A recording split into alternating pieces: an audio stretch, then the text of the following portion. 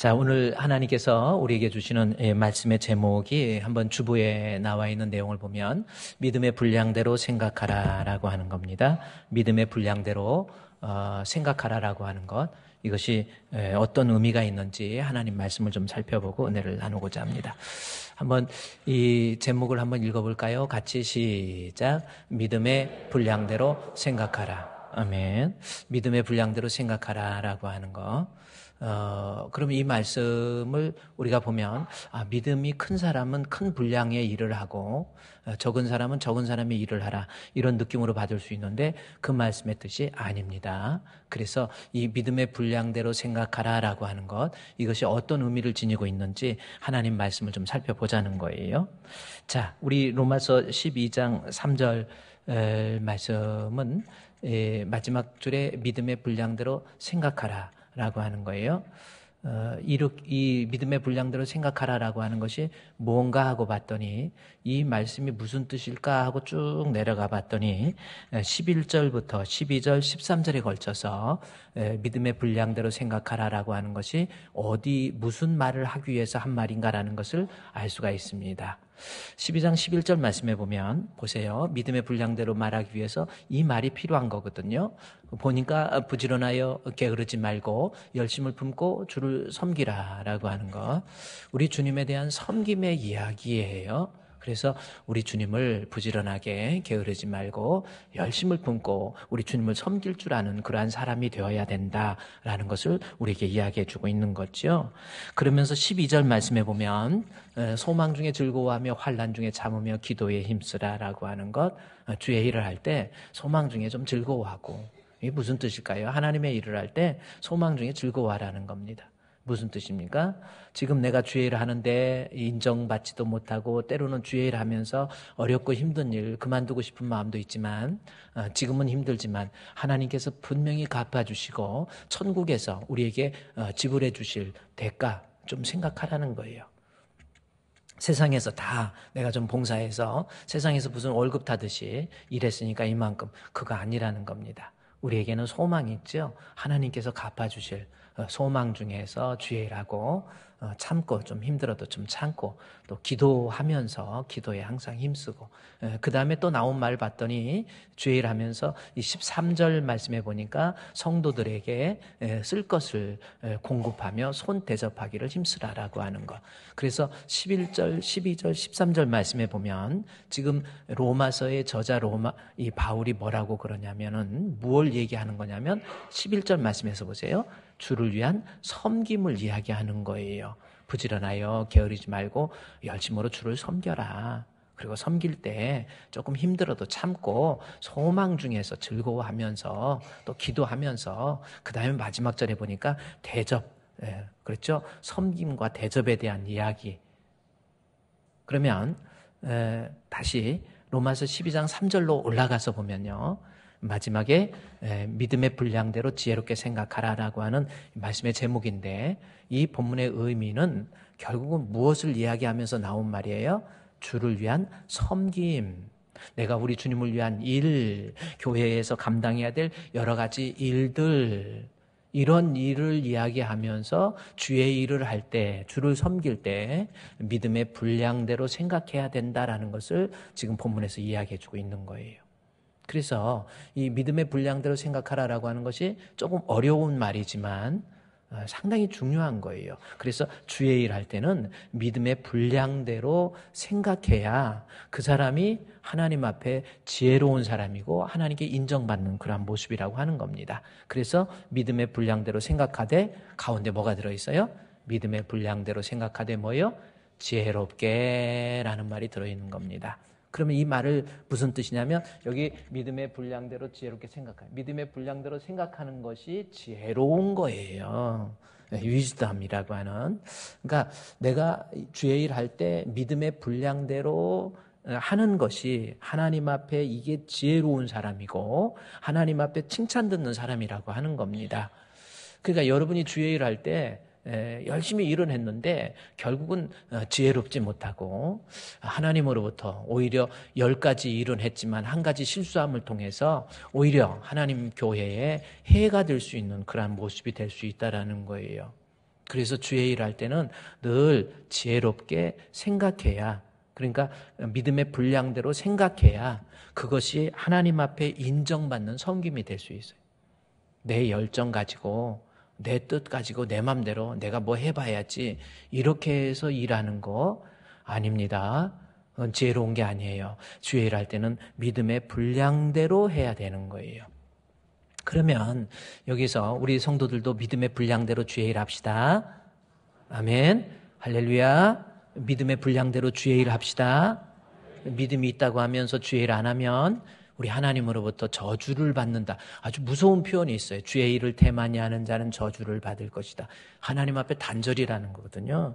그래서 여러분, 우리 신앙이 뭡니까? 내가 주를 믿는 믿음 가지고 있으면, 내가 주님을 사랑한다고 한다면 주를 위해서 일해야 돼요. 피곤한 손, 연약한 무릎 좀 일으켜 세워서 주를 위해서 일도 좀 하세요. 일 안 하는 것이 좋은 게 아니라니까요. 믿음이 있다고 한다면, 그래서 로마서는 1장에서 16장까지 기록되어 있는데 1장에서 오늘 봤던 12장 앞에까지 1장에서 11장까지는 믿음으로 말미암아 하나님 앞에 의인이 된다라고 하는 것을 교리적으로 설명하고요. 12장 1절부터 쭉 설명하면서 내가 믿음 있는 성도라고 한다면 어떻게 살아야 될 것인가라는 것을 설명하는 내용이에요. 그래서 12장 1절부터 보면은 1절부터 쭉 보면 너희 몸을 하나님이 기뻐하는 거룩한 산 제사. 그래서 우리의 삶이 하나님 앞에 드려지는 예배의 삶이라고 하는 것을 인식하면서 세상 살아가면서 예전적 형식을 갖춘 이런 예배처럼 내가 하나님 앞에서 살아가는 모습이 되어야 된다라는 것을 이야기해 주고 있는 것. 그것이 로마서 12장 1절에서 2절이에요. 그 다음에 예전적 삶을 갖추지, 우리의 삶 자체가, 그래서 우리 예수 믿는다면 행동, 그래서 말과 행실과 사랑과 믿음과 정절에 있어서 모든 믿는 자의 본이 되라고 한 것처럼 내가 내 삶은 예수를 믿는다면 나의 삶을 통해서 하나님의 영광을 드러낼 수 있는 그러한 삶을 살아낼 줄 알아야 돼요. 그러니까 여러분 한번 생각해 보세요. 내가 진짜 믿음이 있다고 한다면 나의 모습이, 그래서 우리를 너희는 세상의 빛이다, 너희는 세상의 향기다. 향기는 뭡니까? 모양은 없어도 향기는 뭐예요? 그거 갖다 놓으면 냄새가 퍼지는 거예요. 우리를 딱 갖다 놓으면 주변에 그리스도의 향기가 막 나오는 거예요. 나를 보면 예수 믿고 싶고, 나를 보면 막 전도하고 싶고, 이런 마음이 생겨야지. 아유, 저 사람 같이 될까 봐 내가 예수 믿기가 두렵다고. 그래 버리면 안 되는 거예요. 그래서 진짜 신앙이 있으면 12장 1절부터 2절까지는 우리의 삶이 하나님께 드려지는 예배가 되어야 된다라는 것을 이야기하고요. 지금 3절부터 우리 13절까지 내용은 뭐냐면 주를 위한 섬김이에요. 하나님을 위해서 진짜 믿음이 있다고 한다면, 예수를 믿는 믿음으로 구원을 받았다고 한다면 내가 주를 위해서 섬길 줄 알아야 돼요. 반드시 섬김이 있어야 그것이 믿음 있는 성도의, 하나님 앞에 인정받는 성도의 모습이 될 수 있습니다. 여러분 힘들어도 여러분의 신앙을 위해서 한번 섬겨보세요. 날마다 주를 섬기며 언제나 주를 기리고 그 사랑 안에 살면서 딴 길로 가지 맙시다. 그래야 주님이 함께 해주시고, 그래야 그렇게 섬기는 사람이 시험이 안 들어요. 그렇죠. 찬송가에 나온 것처럼 날마다 주를 섬기며 언제나 주를 기리고 그 사랑 안에 살면서 딴 길로 가지 맙시다. 그랬더니 예수가 함께 계시니 시험이 오나 겁없네. 기쁨의 근원 되시는 예수를 위해 삽시다. 같이 날마다 주를 섬기며, 아멘. 언제나 주를 기리고 그 사랑 안에 살면서 딴 길로 가지 맙시다. 아멘. 이것이 로마서 1장에서 16장까지 해서 11장까지 교리를 설명하면서 12장 1절부터 나와 있는 내용이에요. 딴 길로 가지 마시고 세상에 살면서 주를 위해서 주를 섬기고 봉사하고 일하고 이런 사람이 되라 그러는 거예요. 그런데 주의 일 할 때 중요한 인식이 먼저 되어져야 된다라는 거죠. 여러분이 주의 일 하면서 먼저 인식해야 될 내용이 있다라는 겁니다. 그것이 뭐냐면 로마서 12장 3절 말씀이에요. 오늘 말씀의 제목처럼 내가 주의 일을 하긴 하되 반드시 해야 되는데 일할 때 내 마음대로 내 열정대로 내 생각대로 하지 말고 어떻게 해야 돼요? 믿음의 분량대로 생각하는 거예요. 믿음의 분량대로 하는 거예요.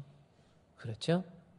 그게 하나님 앞에 지혜로운 사람이고 그게 하나님 앞에 인정받는 섬김이 될 수 있는 거예요. 믿음의 분량대로 안 하니까 하나님 앞에 인정 못 받고 열심히 일했는데 뭔가 되는 게 아니에요. 자꾸 문제가 생기죠. 항상 여러분은요, 살아가면서 그래요. 나 때문에 교회 문제가 생기면 안 돼요. 그래서 때로는 주의 일 하면서 교회에서는 억울한 일도 있고 답답한 일도 있고 괴로운 일도 있고 정말 별 사람들 다 모이는 게 교회잖아요. 다 자기가 옳잖아요. 이런 일이 있다고 저런 일이 있다가 보면 억울하기도 하고 힘들기도 하지만 교회에서는요, 내가 우리 주님 때문에 내가 죽어야 돼요. 그래서 아무든지 나를 따르려거든 자기를 부인하고 자기 십자가 지라고 하잖아요. 십자가가 무슨 뜻입니까? 내 죽음이잖아요. 좀 자존심이 상해도 좀 참고 좀 억울해도 참고 이러는 거예요. 그게 믿음의 분량대로 일하는 지혜로운 사람이라니까요. 일하다가 에이 그만둬버릴 거예요. 아이 나 저 사람 보기 싫어. 아이 나 그만. 아니에요. 주의 일을 할 때는 그게 아닙니다. 믿음의 분량대로 다시 12장 3절 앞으로 우리 주분교회 성도들 일하다가 교회 일하다가 교회에서 일 저지르지 마시고 믿음의 분량대로 생각하세요. 아멘. 그러면 목사님 믿음의 분량대로 생각한다는 게 무슨 뜻입니까? 이게 중요하지요? 어떻게 하는 것이 믿음의 분량대로 하는 거냐는 거예요. 이거는 여러분이 반드시 인식하고 있어야 돼요. 믿음의 분량대로 이게 무슨 뜻일까? 그러면 여러분이 생각할 때 믿음의 분량을 생각해서 양적인 개념으로 생각을 해가지고 믿음이 큰 사람은 큰 일하고 믿음이 작은 사람은 작은 일하다. 이렇게 생각을 한단 말이에요. 그 뜻 아닙니다.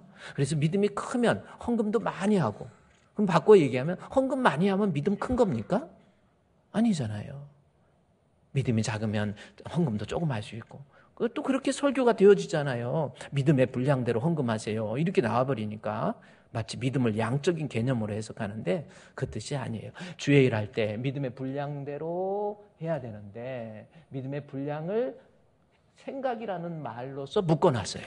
그래서 믿음의 분량대로라는 것이 무슨 뜻이냐면 생각이라는 말로서 묶어놨다라는 거죠.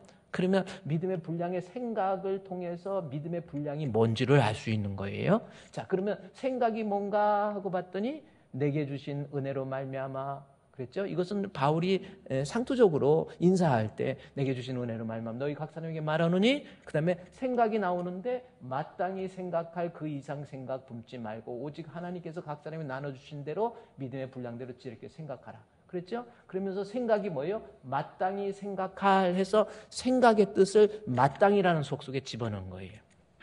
그러면 우리 지난주 공부한 거지만 너무 중요하기 때문에 마땅히가 무슨 뜻인지를 알아야 돼요. 믿음의 분량을 이해하기 위해서는 마땅히 생각한다라는 거거든요. 마땅히라는 게 무슨 뜻인가? 구약에서 이스라엘 백성들에게 자주 사용했던 율법에 나와 있는 잠언 22장 36절 말씀에 보면은 마땅히 생각할 것이 무언가를 우리에게 설명해주고 있다라는 거죠. 우리 잠언 22장 6절인가요? 거기에 보면은 나와 있는 거예요. 잠언 22장 6절 말씀해 보세요. 여기 마땅히 행할 길, 여기 마땅히가 뭔지가 나왔죠. 마땅히 행할 길을 아이에게 가르치라라는 겁니다. 여기서 좀 더 원론적으로 얘기하면 가장 중요해요. 여러분이 아이들을 교육할 때, 아이들을 가르칠 때, 엄마들, 아빠들 정신 차리시고요. 아이들을 가르칠 때 마땅히 행할 길을 아이에게 가르쳐야 그것이 늙을 때까지 복이 되는 겁니다. 그러면 여기서 마땅히 행할 길이라는 게 뭐냐면 쉽게 얘기하면 하나님께서 내 아들, 내 딸, 하나님께서 나를 이 세상에 보낼 때 아무 목적이 없는 게 아니에요. 나를 이 땅에 보낼 때 나를 구원해 주시고 그냥 너 잘 먹고 잘 살 이게 아닙니다. 주를 위해서 하나님의 영광을 위해서 아니면 나를 이 땅에 보낼 때 우리 아이를 이 땅에 보낼 때 이 세상에서 하나님께서 하라고 하신 일 하나님께서 하라고 하신 역할, 하나님의 DNA를 우리 가운데 심어놓은 거예요. 그것을 찾아서 주의 일, 그것을 찾아서 이 아이가 살도록 만들으라는 그게 마땅입니다.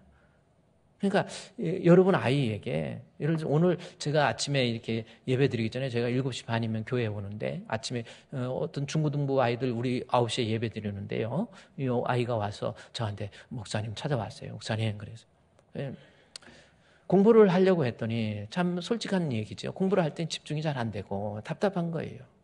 그러니 부모 입장에서 야 공부해야지. 그런 소리도 듣기도 싫고 근데 너무 이게 힘들어하는 거예요. 그래서 공부를 좀 쉬고 실용음악을 한다라는 거예요. 그래서 실용음악을 하는데 재미도 있고 그래서 실용음악을 하면서 이제 이 아이가 그래서 학교 과정을 검정고시로 그렇게 한다는 거죠. 어떻게 보면 상당히 위험한 발상일 수도 있지만 제가 그래서 실용음악 그래서 피아노도 음악을 하려면 기본적으로 피아노는 해야 되잖아요.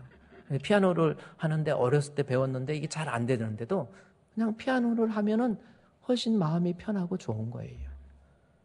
그래서 검정고시로 그렇게 한다고 해서 그래 잘했다.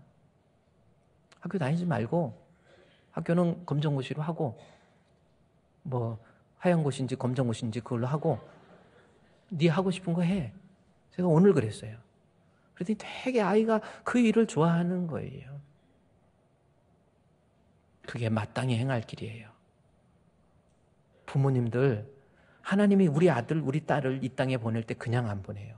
분명히 이 아이에게 하나님께서 하라고 하신 일이 있단 말이에요. 그거 시키고 그거 가르치고 그것을 위해서 기도해주고 그것을 위해서 협력해주는 게 부모 아닙니까?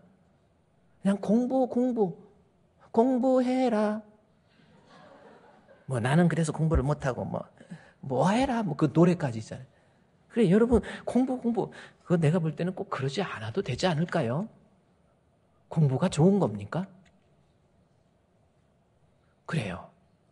공부로 타고난 사람이 있어요. 공부가 가장 쉬웠어요 하고 우리 그 책을 쓴 사람도 있잖아요. 공부가 가장 쉬운 사람. 공부만 하면 노는 거야. 편한 거. 걔는 공부해야 돼요. 걔한테 실용음악 시켜보세요. 뭐 이게 뭘 할 수 있습니까? 안 되는 거예요. 마땅히 행할 길은 자기가 하라고 하신 그 일인 거예요. 여러분이 이것을 교회에 좀 확대시키면 주의 일을 할 때 무엇으로 주님 섬기겠습니까? 내가 주를 위해서 일할 때 하나님께서 나보고 하라고 하신 DNA를 빨리 찾아서 그 일을 통해서 주께 영광이 되어야 그것이 지혜로운 섬김이 되는 거예요.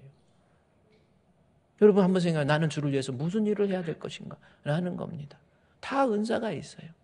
우리 차량 안내 같은 거, 그 뙤약 밑에서 차량 안내하는 거 정말 고생 많습니다. 그래요. 근데 정말 힘들지요. 그러나 주의 일이 다 힘들지만 어떤 사람은 어쨌든 차량 안내나 운전이나 이거는 막 때로는 엉뚱한 사람이 막 함부로 말하고 이래가지고 자존심도 상하고 이래서 이거는 도저히 못하겠어.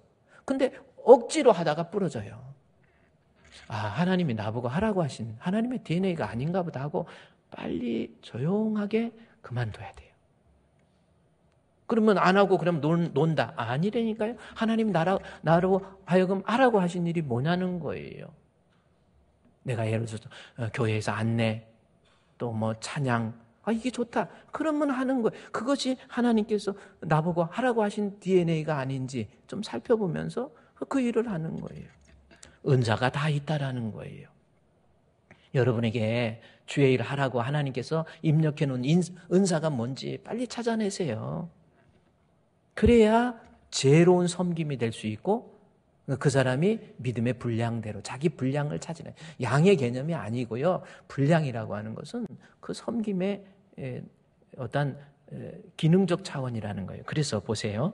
여기 로마서 12장 3절 말씀에 아주 또 이야기하죠. 우리가 주의 일할 때 믿음의 분량대로 지혜롭게 생각하라. 그것이 지혜로운 것이다. 믿음의 분량대로. 그러니까 여기서 믿음은 양적인 의미가 아니고 이 다음에 이것을 그대로 설명하기 위해서 4절에 잘 설명해 주고 있어요. 믿음의 분량이 우리가 한 몸의 많은 지체라는 말로 바꿔 설명하고 있잖아요. 우리 한 몸의 지체, 그러니까 내 몸에 붙어 있는 팔, 다리. 팔은 더 좋고 팔은 더 안 좋고 뭡니까?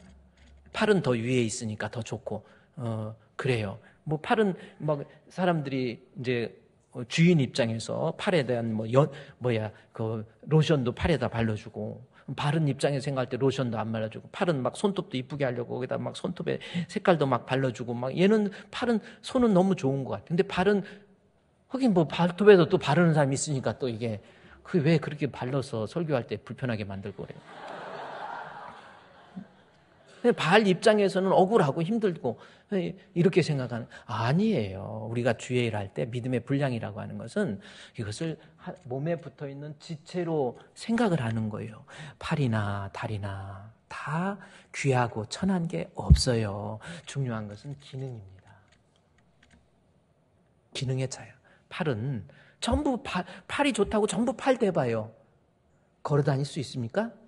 기어 다녀야지요. 기능적 차이지, 그것이 크다, 적다, 좋다, 나쁘다, 천하다, 귀하다의 개념을 여러분이 벗어나야 돼요. 그래서 믿음의 분량대로라고 하는 것을, 이 믿음의 분량은 믿음의 크고 작은 것이 아니라 뭐예요? 하나의 몸에, 교회에서 특별히 몸에 붙어있는 지체의식을 가지고 내가 하는 일이, 내가 감당하는 일이 이것은 천하고 귀하고 이런 거 아닙니다. 나는 내가 맡은 그 기능적 역할, 내가 무슨 일을 할 때 가장 잘할 수 있지?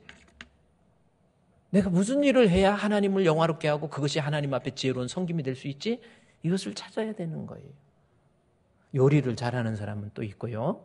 또 뭐 어떤 전도에 같이 모여서 전도를 또 잘하는 사람도 있고 여러 가지 있습니다. 요리를 잘하는 사람.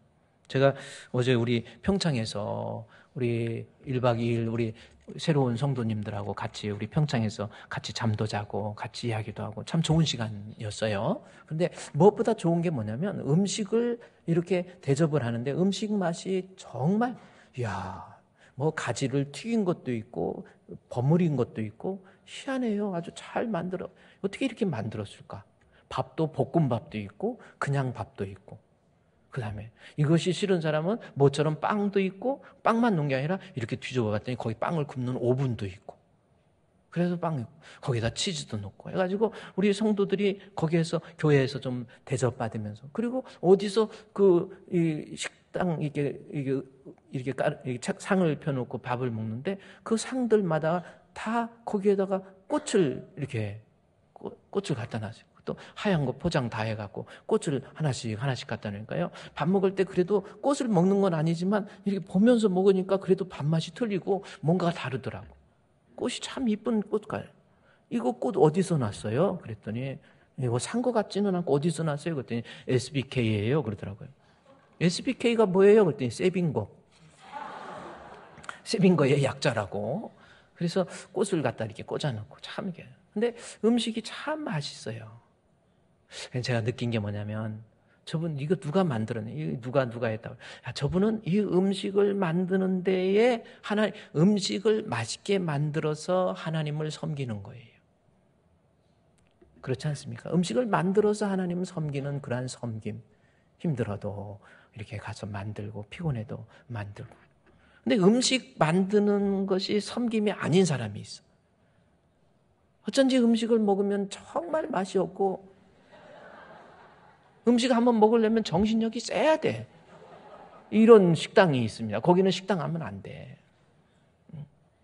그러면서 어제 차 타고 오는데 어떤 사람이요, 대추차가 몸에 참 좋지요.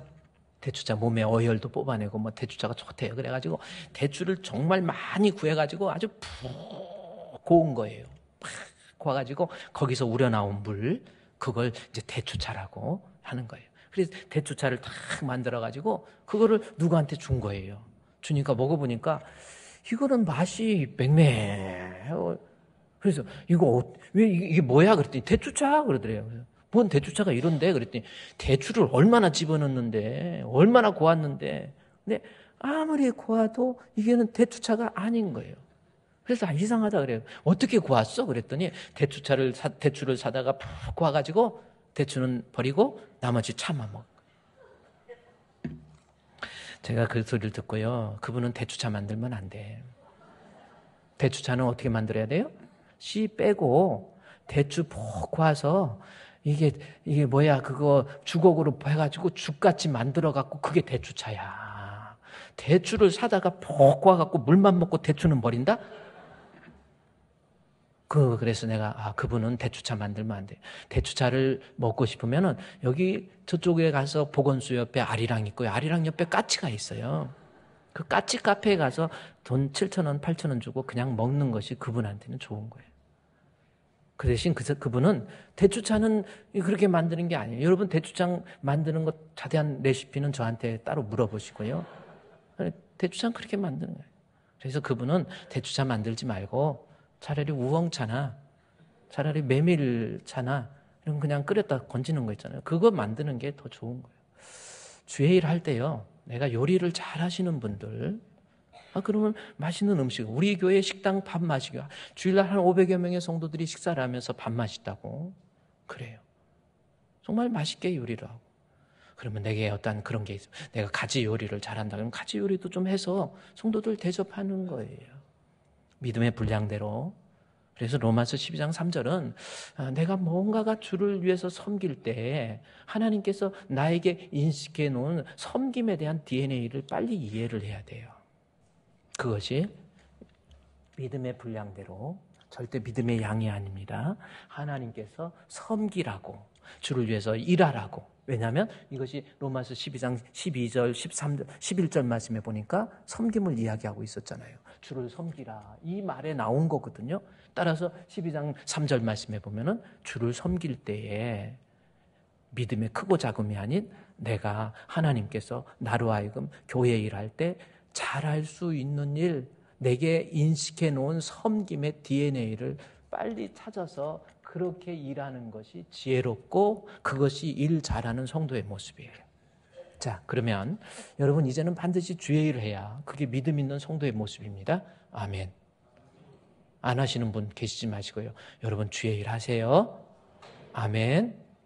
그래요. 좀 나도 뭔가 주를 위해서 무슨 일을 교사? 성가대? 성가대도 좀 하세요. 본인의 목소리 그 좋은 목소리 있으면서도 그냥 가만히 있지 마시고 성가대 하세요. 교사도 좀 이제 하세요. 남전도 여전도에 모여서 서로 교제도 잘하세요.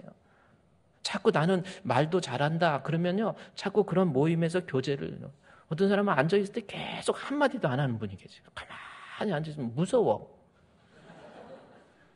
제가 꼭 우리 교회 관리 집사님 얘기하는 게 아니에요. 우리 김주환 집사님은 말이 없어. 그래서 한참 위에가 가만히 웃고만 계세요. 부처님처럼. 그리고 이러고 계시니까 좀 사람이 너무 좋은데 이분은 그래도 말은 안 하셔도 교회 뭐 쓰레기가 발생할 시간적 여유가 없어. 청소하고. 그분의 DNA, 하나님 섬김에 대한 DNA가 그래요. 그런데 자기는 막 말 안 하면 모임이 있을 때 막 남이 얘기하는 거 뺏어갖고 지가 얘기하고 또 이거 그거 갖고 또 이야기하고 막 쉬지 않고 이야기하고 범사에 이야기하고 이런 그런 분들은 그러한 모임에 자주 참석해서 또 주에 그렇게 교제해서 분위기를 업시키는 거 이것도 주를 위한 일 아닙니까? 그러니까 여러분 모임에 교회라고 하는 어떤 크리스천 커뮤니티에서 모여서 누가 자꾸 말도 하고 그러고 막 잘난 체 하면은 그것도 그 사람에게 하나님이 주신 믿음의 분량이라고 생각하시고 잘한다 해주세요. 그러니까 교회에서 잘난 체 하면은 잘나서 그런 갭이다 하고 잘했어 해야지. 뒤돌아서 꼬래. 저 인간은 웬 말을 저렇게 하는지 집에 다음 주에 자방찜 좀 갖고 와. 내가 입을 꾸며버릴 거야. 꾸매지도 않을 거면서 그러지 마시고 그냥 잘난 체 하면은 그냥 저 사람이 하나님이 주신 믿음의 분량인가 보다. 교회 일할 때 저런 분위기를 가지고 업시키라고 주신 건가 보다 하고 그냥 인정해주고 받아주세요.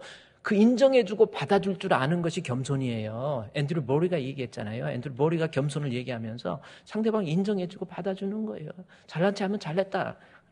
잘난 체 하세요. 그냥 괜찮아요.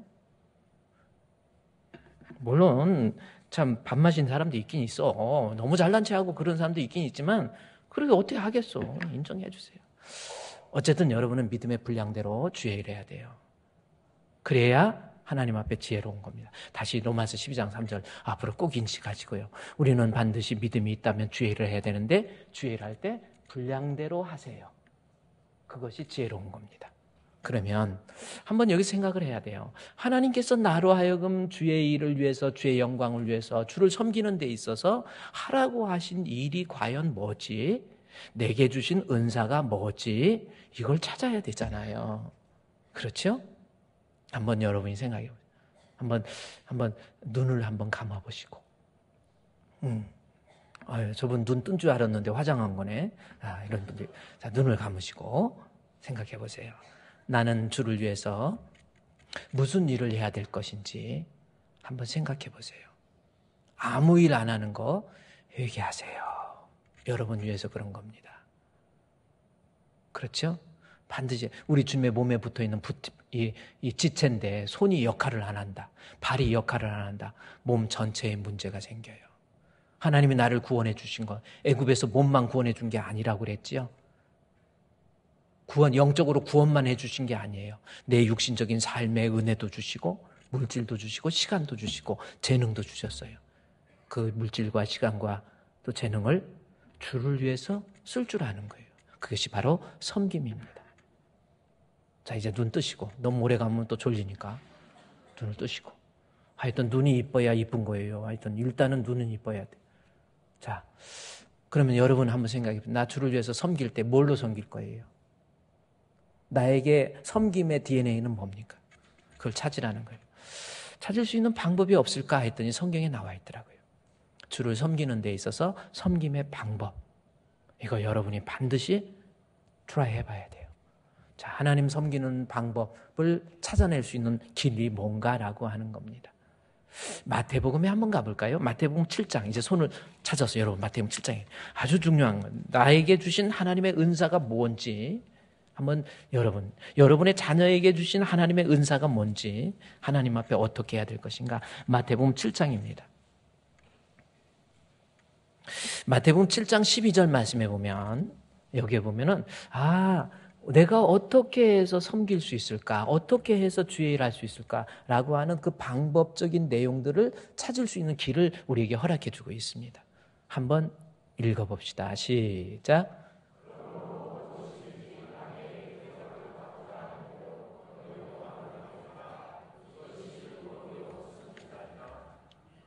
자, 이게 본문이 이게 무슨 내게 주신 어떤 하나님의 DNA, 섬김의 DNA를 찾으라는 본문이 왜 이겁니까? 근데 이거 맞아요.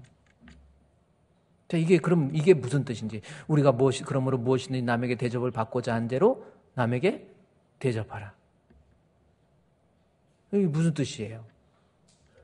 율법학자 힐렐이라고 하는 사람은 내가 남한테 하기를 싫어하는 것, 남이 내게 해주기를 원하지 않는 것을, 즉 다른 사람이 나에게 해주기를 원하지 않는 것을 너도 그 사람에게 하지 마라. 뭐 이렇게 해석하고 그렇게 이 본문의 내용을 마치 세상에 살아가면서 사람이 도가 있잖아요. 도덕과 윤리가 있잖아요. 그래서 도덕과 윤리적인 교훈으로 이 본문을 이해하는데 그렇지 않습니다. 이 본문은 성경에 나온 거고 성경대로 이해를 해야 되는 거죠. 그러면 무엇인 남에게 대접을 받고자 하는데 남을 대접하라. 이게 무슨 뜻이냐는 거죠. 그러니까 우리 머릿속에서는 남에게 대접받고 싶으면 나도 대접해야 돼. 니는 하나도 안 대접하고 니는 대접만 받으려고 하냐? 이런 느낌이 팍팍 오지요. 그 뜻 아닙니다.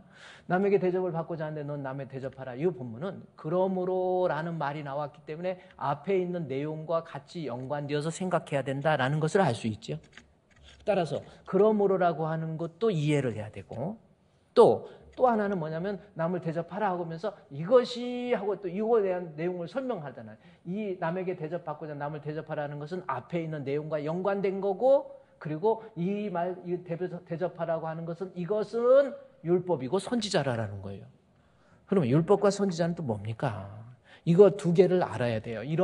그러므로 하고 이것이 율법이요 선지자라니까 이거부터 알아야지. 이것이 뭐요? 이것이 율법이고 선지자라는 겁니다. 그러면 이것이 율법이고 선지자라고 하는 것이 무슨 뜻인지 이거부터 먼저 이해를 해야 되지요. 그러면 여기서 손을 껴놓으시고요. 율법과 선지자가 무슨 뜻인지, 이것이 율법이요 선지자, 이게 무슨 뜻인지 쭉 넘겨서 마태복음 22장에 가보세요. 마태복음 22장에 보면 율법과 선지자가 나와요. 22장 40절 말씀에 보면은 22장 40절 말씀에, 자 여러분 이것이 율법과 선지자라는 거예요. 이 두 계명이 온 율법과 선지자의 강령이라. 여기 율법과 선지자가 나와요. 그러면 이 율법과 선지자라는 것은, 율법은 구약 성경을 얘기하는 거고 선지자는 신약 성경을 얘기하는 거예요. 율법과 선지자가, 이 율법과 선지자는 즉 구약 성경, 신약 성경, 즉 성경의 모든 내용, 이 두 계명이 성경의 모든 내용을 요약해서 놓은 강령이라고 표현하고 있습니다. 자, 그러면 강령이 무슨 뜻인가라는 겁니다. 우리 강령, 회사에 강령 나와 있죠?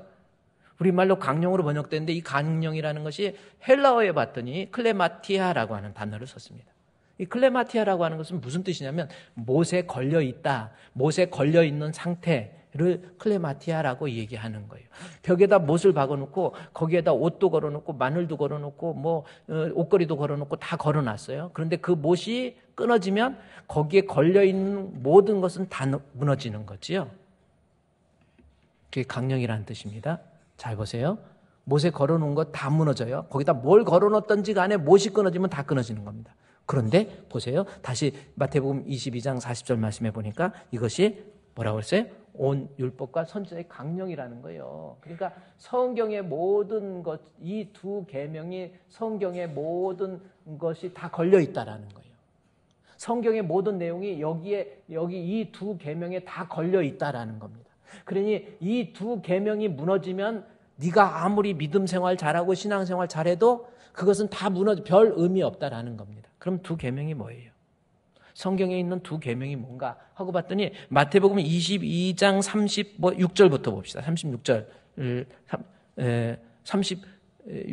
선생님, 율법사가 35절의 말씀에 보면 그중에 한 율법사가 나옵니다. 율법사, 구약의 율법사이죠. 율법에 대해서 도통했어요. 그래서 율법에 대해서 다 알아요. 그래서 율법의 내용을 본인이 생각해 본 거예요. 율법이 전체가 뭔가 자기는 나름대로 쭉 얘기했죠. 근데 유대의 스승이라고 말하는 예수님께 찾아와가지고 선생님, 나는 율법에 대해서는 좀 세상 표현으로 도사인데 선생님, 그 중에 가장 큰 율법이 예수님을 시험하기 위해서 36절 말씀해 보니까 율법 중에서 큰 계명이 어느 계명이 큽니까? 하고 물어보는 거예요. 알면서 물어보는 거예요. 율법 중에 큰 계명이 뭐예요? 하고 물어보는 거예요. 그랬더니 우리 예수님께서 그 속을 꿰뚫어 보시고 하신 말씀이 뭡니까? 37절에 예수께서 이르시되 마음을 다하고 목숨을 다하고 뜻을 다해서 주 너의 하나님을 사랑하라. 그러면서 하나님 사랑하는 것이 그 다음 절 말씀에 이것이 첫째 되는 계명이라는 거예요. 그러니까 성경을 다 요약해 달라고 그러니까 요약하면 하나님 사랑이 성경 전체의 요약이야 하고 말씀하신 거예요. 그 다음 절 말씀해 보니까 이 둘째는 그와 같으니, 둘째는 같은 거다, 똑같은 건데 그것이 이웃사랑, 내 자신, 이웃을 내 몸과 같이 사랑하는. 그러니까 두 계명이 다른 계명이 아니라 하나님 사랑이라고 하는 말. 내가 진짜 하나님 사랑하면 내 이웃도 사랑할 줄 아는 사람이 된다, 이 뜻 아닙니까? 그래서 하나님 사랑하면 내 이웃도 사랑할 수 있는 거예요. 그래서 모든 성경, 여러분이 이 가지고 있는 성경, 그래요. 율법과 선지자, 구약 성경, 신약 성경 다 요약하면 결국은 뭐예요? 하나로 요약하면 뭐예요? 하나님 사랑하는 거예요. 하나님 사랑하는 사람답게, 그 다음에 어떻게, 하나님 말로만 사랑이 아니라 너는 사랑의 표현을, 너는 마음을 다하고 뜻을 다하고 힘을 다해서 all of your heart, all of your mind, all of your soul 해서 마음과 정성과 뜻을 다해서 하나님 사랑하는 사람답게 주님을 섬길 줄 알아야 된다. 이것이 성경이라는 거예요. 성경 복잡한 거 없습니다. 내가 뭐 착하게, 아니에요. 내 마음 중심에서 우리 주님을 사랑하게 되면 그 사랑을 통해서 이웃도 사랑하게 되고 섬길 줄 알고 봉사할 줄 알고 이런 거예요. 그래서 우리 성경 결국은 하나님 말씀에 깊이 임어전 하다가 보면, 말씀을 깊이 묵상하다 보면 결국 우리의 입술에서 내 구주 예수를 더욱 사랑, 엎드려 비는 말 들으소서, 내 진정 소원이 내 구주 예수를 더욱 사랑, 더욱 사랑. 신앙은 복잡한 게 아니에요. 성경 전체에서 말하는 건 뭡니까? 내 마음과 뜻을 다해서, 성품을 다해서 하나님 사랑하고 그 사랑하는 사람답게 정말 주님을 섬길 줄 아는 것. 이것이 성경 전체의 클레마티아, 율법의 성경 전체의 요약이라고 하는 겁니다. 자, 그러면 다시 마태복음 7장으로 가보세요. 마태복음 7장 7장에 보니까 마태복음 7장 우리 12절 말씀에, 자, 요거 빨리 이해를 해야 되죠. 자, 내가 무엇으로 주님을 섬겨야 됩니까? 이걸 지금 놓고 마땅히 행할 길이 뭔지, 내게 주신 믿음의 분량이 뭔지 지금 찾아야 되는데, 그 찾을 수 있는 방법이 여기 나와요. 그러므로 무엇이든지 남에게 대접을 받고자 하는 대로 남을 대접하라. 이것이 율법이고 선지자라는 거예요. 그래서 율법과 선지자의 내용은 뭐예요? 이것이 율법과 선지자, 율법과 선지자를 마태복음 22장 39절 이후부터 봤더니 결국은 하나님 사랑하고 그 사랑하는 사람답게 하나님을 섬기는 거예요. 그게 율법입니다. 그러니까 결국은 무엇이든지 남에게 대접을 받고자 하는 대로 너희도 남을 대접하라. 이것은 뭐예요? 대접하고 대접을 받고자 하는데 남을 대접하라. 이것은 결국 뭡니까? 하나님을 사랑하는 거. 하나님 사랑하는 사람이 마음을 다하고 뜻을 다하고 힘을 다해서 주님을 섬기는 거를, 지금 이것은 그거라는 거예요. 율법, 성경 전체의 내용처럼 믿음 있는 사람에게 있어서 하나님을 사랑하고 하나님 사랑하는 사람답게 주님을 섬기는 것, 이것이 무엇이든지 남에게 대접을 받고자 하는데 너희도 남을 대접하라 라고 하는 말씀의 해석이라고 하는 겁니다. 다시 여러분 보세요.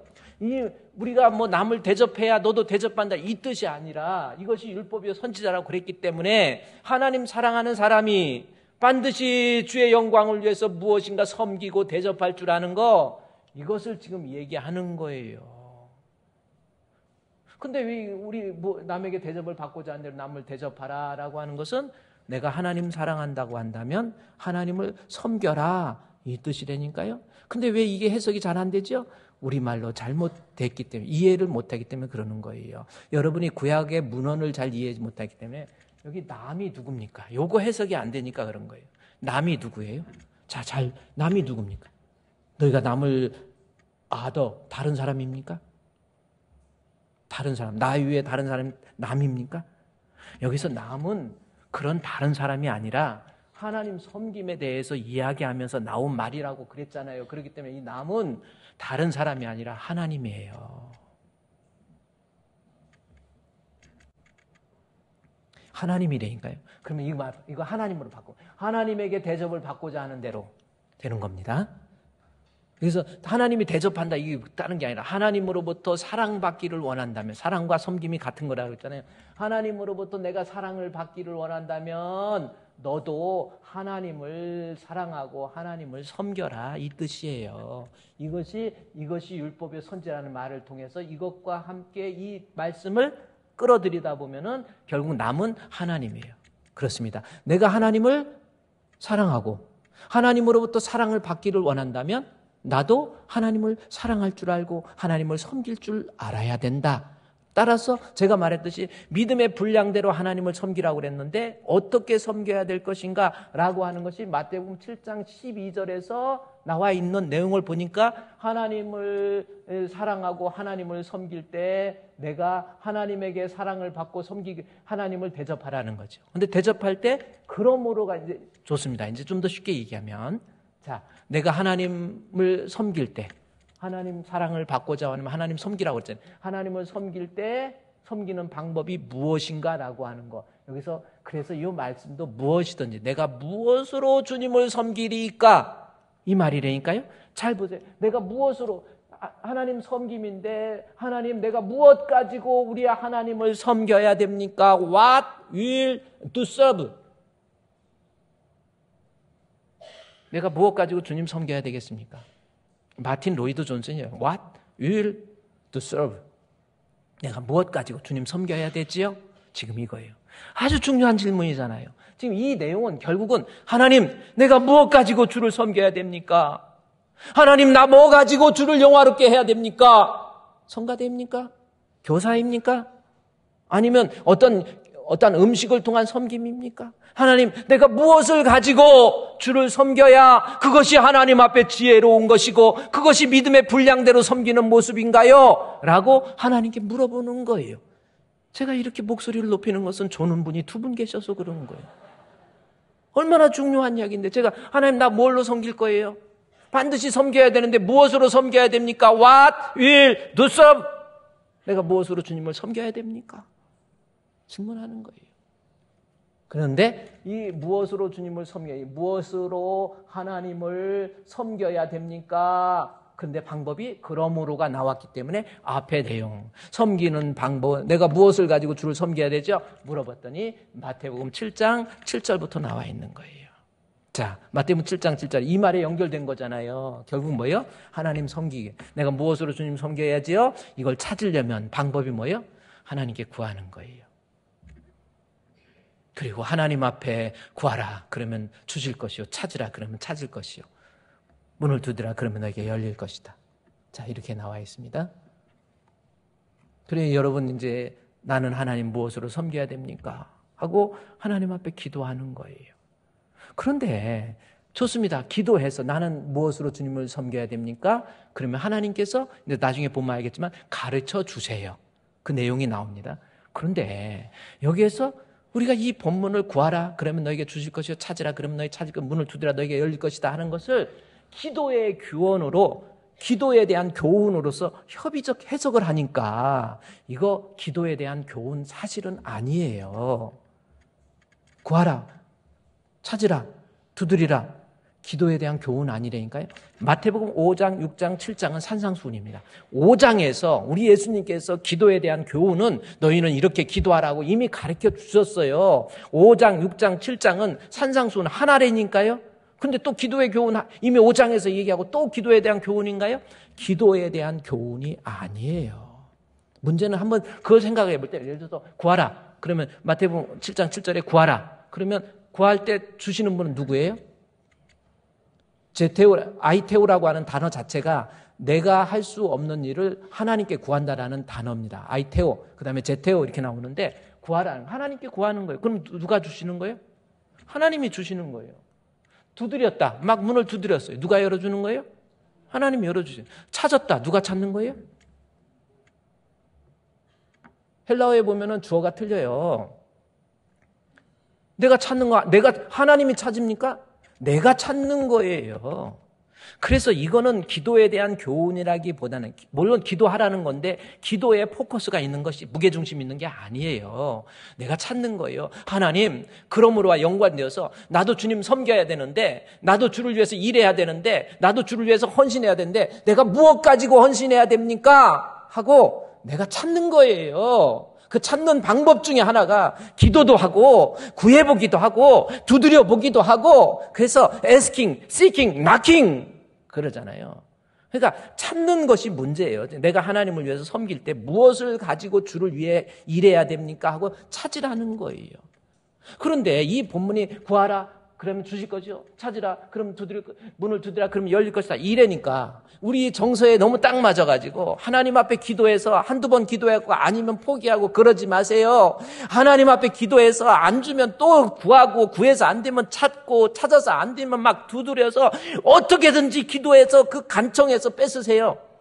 여러분, 우리 하나님을 구약적인 하나님으로 얽어매지 마세요. 우리 하나님 그런 하나님 좀 치사하지 않습니까? 제가 표현을 좀 그래서 그랬는데, 하나님이 꼭 그렇게 막 달라고 해가지고 막 교회로 와가지고 막 이렇게 해가지고 해야 하나님이 복을 주십니까? 구약의 개념이지요. 신약에서는 그렇지 않습니다. 하나님께서는 그렇게 막 구해가지고 하나님이 주시는 복을 내가 노력해가고 힘써가지고 뺏으라는 내용이 없어요. 이미 우리는 하나님께서 주시기로 약속한 것이 풍성하게 있는데, 중요한 것은 내가 과연 하나님과의 관계성의 문제예요. 네가 과연 나를 어떻게 생각하니? 너 진짜 나 믿니? 그 말부터 나오는 거예요. 이 말이 어떻게 나오니까? 구하라. 그러면 찾으라. 주실 거예요. 막 구해서 안 되면 야곱처럼 막 환도뼈가 부러져도 나 하나님 앞에 기도. 그래서 무슨 일이 안 되면 너 기도 제대로 안 해서 그래. 막 금식도 하고 막 금식해갖고 막 며칠 굶고 막 해갖고 주야 하고 막 소리 질러야 하나님이 주시지. 아니 우리 그런 하나님 그렇게 만들지 맙시다. 우리 하나님 그런 하나님 아니에요. 이것은 때를 써서 얻으란 뜻이 아니에요. 그 다음에 살짝 그 다음 절 넘어가 볼까요? 제가 증거를 보여드릴까요? 8절 말씀에 구하는 이마다 받을 것이요 찾는 이는 찾아낼 것이요 두드리는 이에게 열릴 것이다. 이것도 열심으로 구하면 구하는 이가 받지 안 구했는데 어떻게 받아 이 느낌으로 있지만은 그래요. 기도해야 되는 건 맞는데 지금 기도의 교훈을 얘기하면서 간청함을 얘기하는 게 내가 간구하게 간절히 기도해야 되는 그 뜻이 아닙니다. 그 다음 절에서 아주 중요한 이야기를 해요. 문제는 뭐예요? 여기 뭐예요? 구하는 이가 그 8절 9절 말씀에 너희 중에 누가 아들이 떡을 달라 하는데 돌을 주며 자 아들이 등장하지요. 자 구하라 두드리라 찾으라는 것은 지금 아들 이야기를 해요.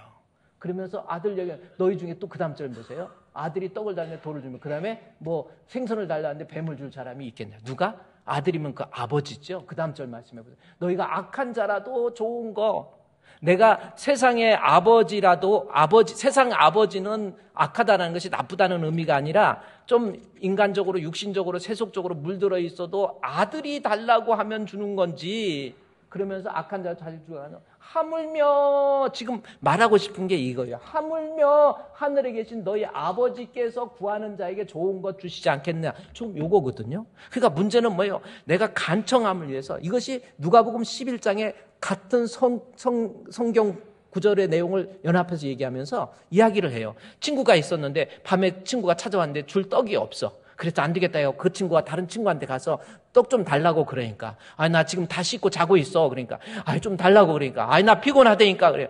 계속 달라고 그러니까 그래 안 주는 거예요. 그래서 아닌 게보다 했다 갔다가 또 가서 뚜트니까 그다음 뭐라고요?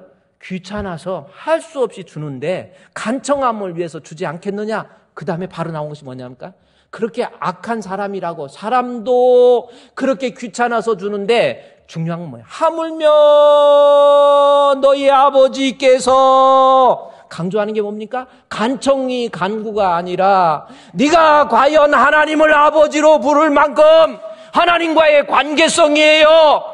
하나님을 진짜 믿는다면 우리 하나님, 지금 그걸 강조하는 거예요. 내가 기도할 때 막 때를 써서 얻는 것이 아니고 내가 하나님, 나의 아버지, 하나님을 믿는 믿음, 예수님을 믿는 믿음, 그 믿음 안에 제대로 있다고 한다면 하나님 앞에 기도할 때 하나님이 준다라고 하는 말씀이에요.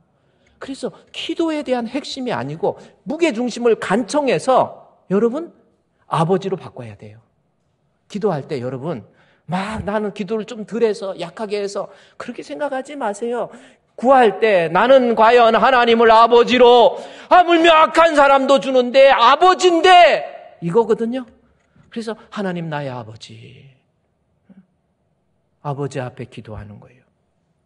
그랬더니 하나님이 여러분 앞으로 우리 주분교회 성도들 율법적으로 그렇게 하나님 구하지 마시고요. 율법적인 하나님으로 이해하지 맙시다. 하나님은요 여러분에게 필요한 것 구하지 않아도 알아요. 내 모든 형편 잘 아는 주님 늘 돌보아 주실 것을 아멘 나는 확실히 하네. 내가 어렵고 힘든 거 근데 왜 안 돼요? 기도 안 해서? 그래 기도는 해야죠. 뭐 뜨겁게 안 해서? 금식 안 해서? 내가 노력 안 해서? 하나님 노력해가지고 하나님의 복을 얻는 게 아니에요. 기도하는 내가 과연 하나님을 아버지로 예수를 그리스도로 영접하고 있는지 그 관계성부터 살펴봐라. 이것이 마태복음 5장 7장에 나와 있는 이 구하라 이 말씀에 대한 신학적 위치예요. 성경을 제대로 해석해야죠. 그런 거 아닙니까? 하나님 앞에 아버지 하나님 앞에 하나님 내가 무엇을 주님 섬겨야 됩니까? 나도 교회 일을 해야 되는데 내가 무엇으로 주를 섬겨야 됩니까? 내 뜻, 내 생각, 내 욕심 버리고 하나님 주를 섬기고 싶습니다. 어떻게 섬겨야 될까요? 라고 기도하면 하나님께서 분명히 열어주세요. 찾아내고 두드리고 그러면 너에게 열릴 것이다. 그 다음에 마지막에 마태복음 7장 11절 말씀에 11절 말씀에 하늘에 계신 내 아버지께서 좋은 것 주십니다. 그럼 이 좋은 것 주신다라는 게 무슨 뜻이에요? 기도하면 그래요. 하나님과의 관계성을 제대로 하고 하나님 앞에 기도하면 하나님이 좋은 것 주시는데 좋은 것이 뭐예요?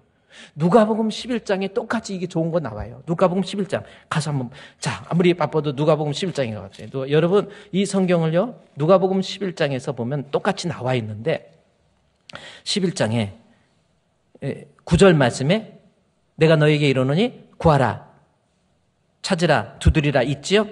근데 8절 말씀에서 내가 너에게 말하노니 비록 벗됨으로 인해서 일어나서 주지 아니할지라도 그 간청함 때문에 인하여 기도하면 주리라. 그러니까 우리는 이 말씀에 초점을 맞춘단 말이야. 간청해야 주는구나. 그 다음에 아니에요. 9절에서 구하라 주신다 그러면서 10절에서 구하는 이가 반다 그러면서 11절에서 강조하는 게 있죠. 간청이 핵심이 아니고 11절에 너희 중에 아비 된 자로서 누가 지금 이거예요. 이거를 지금 강력하게 저자가 이야기하고 있는 거예요. 너 정말 나 믿고 있니? 너 정말 나를 아버지로 알고 있니? 너 과연 예수 그리스도를 믿고 있니? 그거부터 확인하는 거 아닙니까? 아비된 자로서 11절에 생선을 달라면 생선 대신에 뱀을 주며 알을 달라는데 정갈을 주겠느냐? 13절 너희가 악할지라도 좋은 것을 자식에게 계속 자식과 아버지잖아. 자식에게 줄 알거든. 하물며 너의 아버지께서 하늘에 계신 너희 아버지께서 구하는 자에게 아까 좋은 건데 여기서 뭐예요? 성령 주시는 거예요. 그러면 섬김에 대한 이야기라고 그랬죠? 그러므로 해서 섬김에 대한 이야기라고 그랬죠? 섬길 때 하나님 앞에 기도하는 거예요. 아버지 하나님 앞에 기도하는 거예요. 그러면 하나님께서 거기에 대한 응답으로 좋은 것, 즉 성령을 주십니다. 이 성령 주신다는 의미가 뭐예요? 요한복음 14장 26절 말씀에 성령을 주신다는 건 뭐예요? 아주 중요한 내용이죠. 보혜사 곧 아버지께서 내 이름으로 보내실 성령, 그러니까 너에게 모든 거 이제 가르쳐 주세요. 내가 뭘 what will to serve? 내가 주를 위해서 섬겨야 될 것이 무엇입니까? 하나님, 나 주를 위해서 뭐 해야 돼? 나 교사해야 됩니까? 나 성가돼야 됩니까? 아무 직분이 없는 사람 없습니다. 나 여전도회 남전도회 모임에 열심을 다해야 되겠습니까? 나는 전도입니까? 하고 물어보면 보혜사 성령 주신다 그러죠. 성령 주신다는 의미는 성령께서 나를 가르쳐 주세요. 깨닫게 해주세요. 알려주시오. 그 다음에 생각나게 만들어서 성령께서 감동 역사해서 나로 하여금 하나님 섬길 수 있는 이야기를 우리 주님께서 분명히 가르쳐 주신다라는 거예요. 정말 주님 앞에 기도하고 하나님 나 무엇으로 주를 섬기리까 기도해 보셨습니까? 기도하면 약속대로 성령을 통해서 우리에게 크신 길에 내가 섬길 수 있는 길을 가르쳐 주세요. 오늘은 여기까지입니다. 반드시 주를 위해서 일해야 돼요. 우리 한번 생각해 보세요. 나는 주를 위해서 어떤 일을 할 것인지, 무슨 일을 해야 될 것인지 한번 생각해 보세요. 그리고 혹시 하나님께서 하라고 하신 일을 땅에 묻어두고 있지는 않는지, 은사를 찾으라고 그랬는데 찾을 거에 대한 도전도 하지 않고, 여러분 그것은 하나님 앞에 단절입니다. 주를 섬길 줄 알아야 돼요.